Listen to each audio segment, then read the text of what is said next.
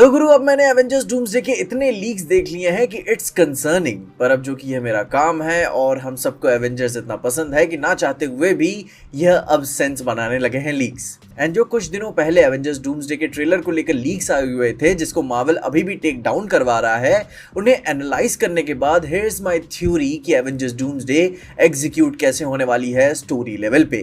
जिसमें मूवी को लेकर पोटेंशियल स्पॉयलर्स भी हो सकते हैं, तो अपने रिस्क पे ही आगे बढ़ना। बट अगर अभी सेट बाय सेट चले तो ये समझ के चल सकते हो कि डूम्सडे मूवी की ओपनिंग इन्फिनिटी वॉर के फॉर्मूला पे ही होगी, जहां मूवी एक बहुत ही बड़ा डार्क मोमेंट के साथ ओपन होगा, जहां इंकर्जन्स ऑलरेडी शुरू हो चुके होंगे। मूवी के शुरू में ही आपको यूनिवर्सेस कोलाइड होते हुए नजर आ जाएंगे, जिसमें हीरोज एंड इनोसेंट लाइव्स जाते हुए नजर आ जाएंगी, जहां अक्रॉस द मल्टीवर्स अब कोई भी सेफ नहीं है, सब एक दूसरे में ही क्रैश हो रहे हैं। एक पूरी की पूरी सिटी ही डिसअपीयर होना शुरू हो जाएगी, एग्जिस्टिंग हीरोज केओटिकली डिजास्टर्स में लाइव्स बचा रहे होंगे पर कंटेन उस डिजास्टर को नहीं कर पा रहे होंगे। एंड उसी के बीच में अपने doctor strange again sky open करेंगे, ठीक जैसे मल्टीवर्स ऑफ मैडनेस के पोस्ट क्रेडिट सीन में क्लियर ने रियलिटी को टीयर करके ओपन किया हुआ था, ठीक वैसे ही स्ट्रेंज को इस डिजास्टर के बारे में पता चलेगा एंड वो डिस्कवर करेगा कि ये अर्थ की प्रॉब्लम नहीं है बल्कि मल्टीवर्सल लेवल पे से ठीक करना होगा। एंड ठीक यही रियलिटी देखने के बाद रीड रिचर्ड्स डिस्कवर करते हैं कि मल्टीवर्स मर रहा है, जहां फिर अपने फैंटास्टिक फोर शिप के साथ वो अराइव करते हैं अर्थ 616 पर क्रैश होने के बाद हेल्प के लिए। एंड तभी मीनवाइल सैम विल्सन के एवेंजर्स किसी तरीके से मिस्टीरियस रीडिंग को इन्वेस्टिगेट कर रहे होते हैं वकांडा में। एंड तभी सडनली पूरा का पूरा एक्समैन का यूनिवर्स उनसे कोलाइड कर जाता है, जिसमें Cyclops, Magneto, Beast, Professor X, Nightcrawler, Mystique and other mutants भी आते हैं, बिलीविंग कि अर्थ 616 ही रिस्पॉन्सिबल है उनकी रियलिटी के डिस्ट्रक्शन के लिए। एंड उस मिसअंडरस्टैंडिंग में उनकी लड़ाई शुरू हो जाती है, जहां पे ये तो शुरू का केओस हो गया, किसी को कुछ आइडिया नहीं होता, बस एक दूसरे की मरी जा रही है। पर तभी इतने सालों से शैडोज में रहने के बाद विक्टर वॉन डूम की एंट्री होती है। डूम को बहुत ही पहले से पता चल चुका होता है कि मल्टीवर्स का कोलैप्स चल रहा है और कैंग की तरह वो एक एक करके दुनियाओं पे कब्जा नहीं करना चाहता। डूम बिलीव करता है एग्जिस्टेंस को बचाने के लिए, जहां उसे थाउजेंड्स ऑफ यूनिवर्सेस को मर्ज करना होगा डिस्ट्रक्शन के साथ, एंड उसमें से जो सर्वाइविंग वंस होंगे वो एक परफेक्ट रियलिटी बनाएंगे और उसे डूम ही रूल करेगा, क्योंकि ये उसका आइडिया था एंड डिब्स उसने पहले ही कह दी थी। एंड इसी के कारण एवेंजर्स रिफ्यूज करेंगे डूम के साथ और वो डूम से इनकी पहली लड़ाई होगी, जिसमें कोई भी प्रिपेयर्ड नहीं होगा और पावर स्केल का डूम के साथ उन्हें कोई अंदाजा नहीं होगा। जहां तभी उस लड़ाई में डूम इतना ज्यादा ओवर पावर्ड ओपी दिखाया जाएगा कि वो एवरी मेजर एग्जिस्टिंग हीरो को हरा देगा और अपनी पहली ही बैटल में सबके छक्के छुड़ा देगा, ताकि उससे थानोस से भी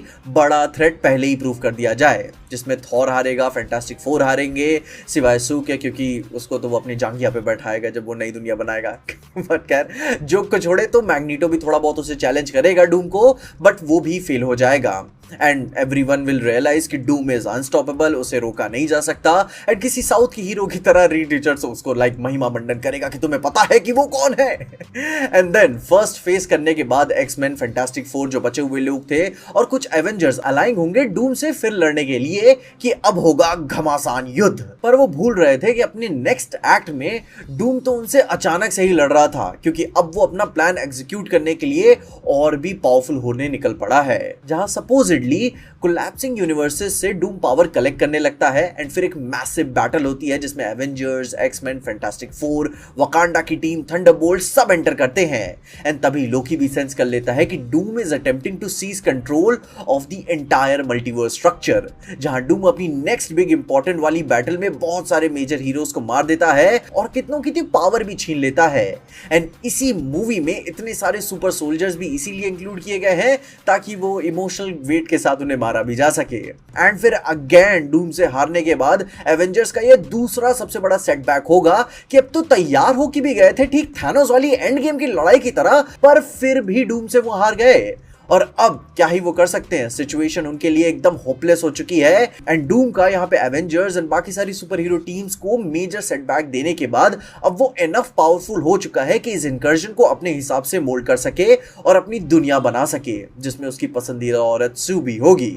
जहाँ पे वो स्टेप फादर भी बन जाएगा। पर खैर, अपने एवेंजर्स में से ऐसे कई सारे हीरोज एग्जिस्ट करते हैं जो कभी भी हार मानने वालों में से नहीं है, जहाँ पे अब वो डूम को थैनोस की तरह वॉल्यूम से नहीं हराने की कोशिश करेंगे बल्कि टेक्निक के थ्रू जाना चाहेंगे, जहाँ होपलेस होने के बाद भी वो एक फाइनल असॉल्ट लॉन्च करना चाहेंगे। एंड वो जानते हैं कि डूम अभी अपने सबसे पावरफुल फॉर्म में है, जहाँ डूम और भी ज्यादा पावरफुल हो चुका है, जिसमें Thor, Sam Wilson, read, Steve Rogers, अगर वो मरा नहीं है डूम के हाथों तो बाकी सब मिलके फिर से डूम से लड़ने जाएंगे, जहां इस बार उन्हें लगेगा कि ओह शिट, हम जीत रहे हैं यहाँ पर यही तो डूम का प्लान निकलेगा कि ये साले बार बार आएंगे ही मुझे परेशान करने के लिए। एंड डूम इसी चीज को यूज करेगा कि जब तक ये सब मेरे से लड़ने में फंसे रहेंगे तब तक मैं अपने डिसेप्शन का फायदा उठाकर अपना मेन प्लान को अंजाम दे सकूं। जस्ट लाइक अपग्रेड मूवी के एंड में हुआ था कि मशीन बोल रही होती है कि पुश करो पुश करो पुश करो, बट इवेंचुअली आपको पुश नहीं करना होता एंड